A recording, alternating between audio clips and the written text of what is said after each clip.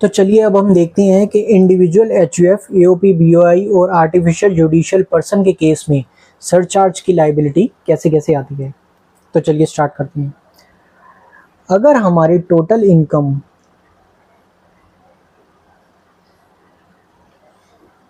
अगर total income 50 lakh तक है तो सरचार्ज की कोई लायबिलिटी नहीं आएगी, सरचार्ज होगा नील।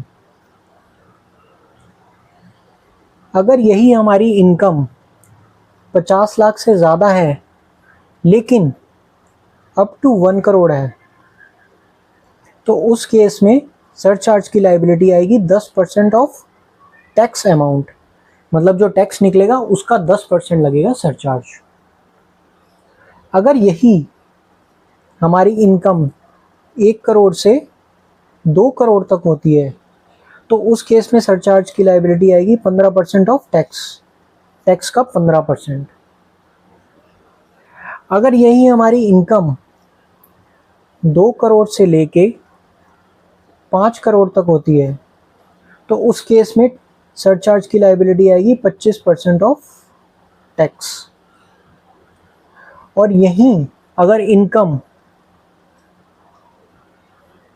अबव 5 करोड़ है, 5 करोड़ से ज़्यादा है, तो उस केस में सरचार्ज की लायबिलिटी आती है 37% ऑफ टैक्स। मतलब अगर 50 लाख तक इनकम है तो टैक्स सरचार्ज की लायबिलिटी नील आएगी, 50 लाख से 1 करोड़ तक की इनकम है तो सरचार्ज 10% ऑफ टैक्स आएगा। टैक्स अमाउंट का सरचार्ज, टैक्स अमाउंट पे सरचार्ज लगता है, ना कि इनकम पे। 1 करोड़ से 2 करोड़ की इनकम है तो 15% ऑफ टैक्स लगेगा सरचार्ज। अगर 2 करोड़ से 5 करोड़ की इनकम है तो 25% ऑफ टैक्स लगेगा सरचार्ज। और अगर 5 करोड़ से ऊपर है तो 37% ऑफ टैक्स लगेगा सरचार्ज।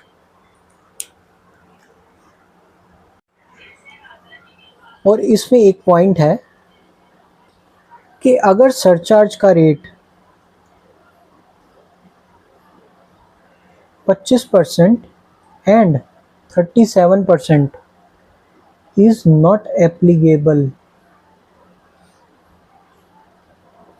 सरचार्ज का रेट जो है 25% और 37% एप्लीकेबल नहीं होगा। किन 3 पॉइंट्स पे देखते हैं। Short term capital gain under section 111A, short term capital gain जो 111A वाला है उसके ऊपर सरचार्ज नहीं लगेगा 25% और 37%, तो मैक्सिमम 15% का हमारा सरचार्ज लगेगा। दूसरा point, long term capital gain under section 112 and 112A, long term capital gain पे भी 112 और 112A वाले पे हमारा सरचार्ज जो है मैक्सिमम 15% लगेगा। और थर्ड पॉइंट आता है हमारा डिविडेंड इनकम पे,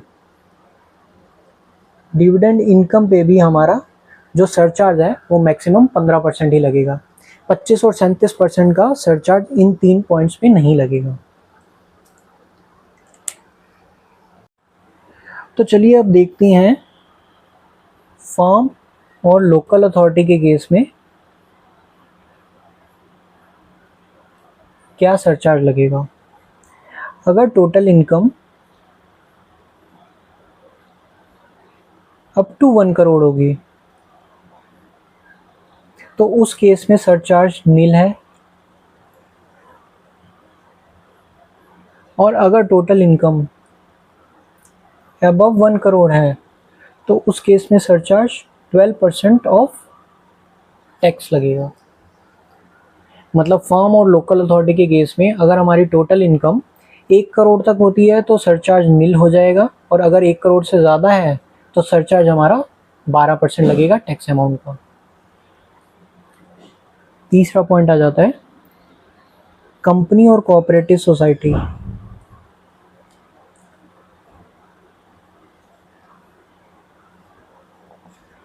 अगर हमारी टोटल इनकम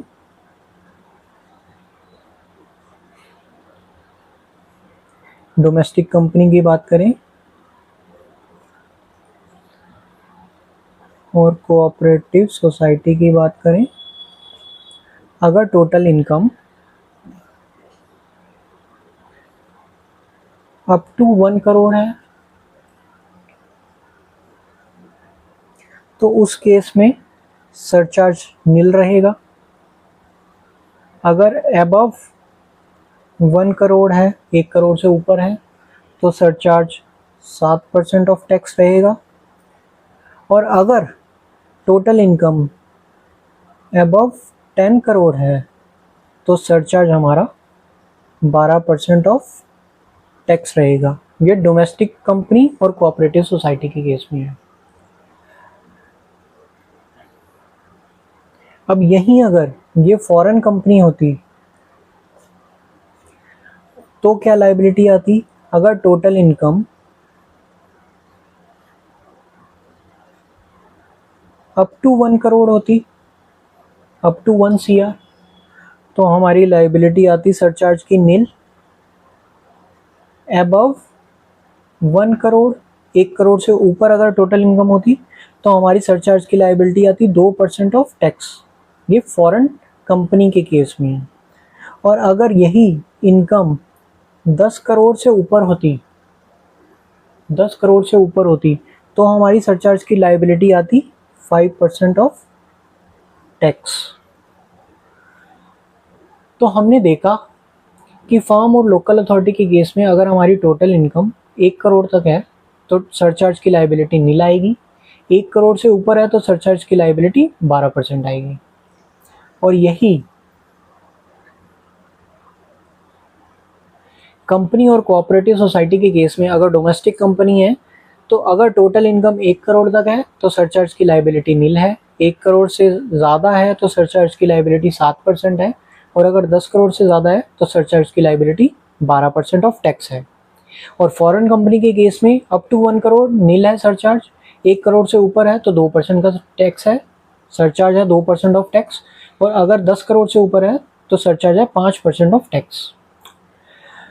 तो अगर आपको ये वीडियो अच्छी लगी हो तो वीडियो को लाइक कर देना, और अगर चैनल पे नए हैं तो चैनल को सब्सक्राइब कर लेना।